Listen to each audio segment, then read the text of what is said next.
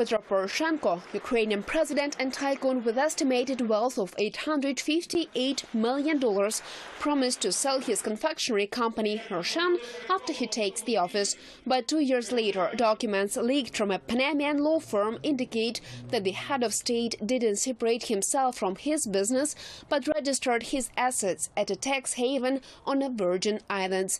The head of Ukrainian Fiscal Service promised to look into the incident.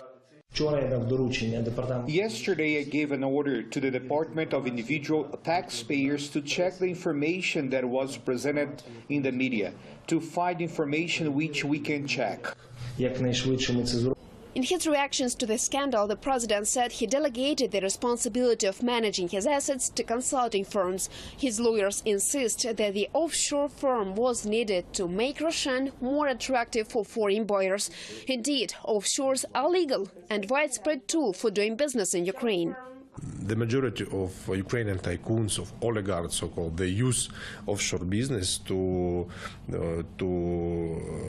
avoid tax system in Ukraine. It's a common thing for them, and it's a normal thing. This isn't a crime. Though the Panama documents did not reveal any tax evasion by the president, the leak caused a public outrage in the war-hit country, where slow reforms and corruption scandals start telling on the patience of common Ukrainians. According to Constitution, presidents are prohibited from doing business to avoid conflict of interest. Stating something in Ukraine and in the whole world but doing opposite is not decent for a president.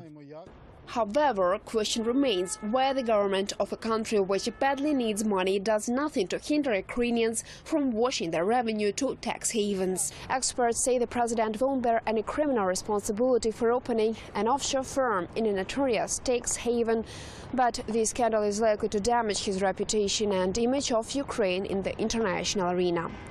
Len Savchuk, Press TV, Kiev.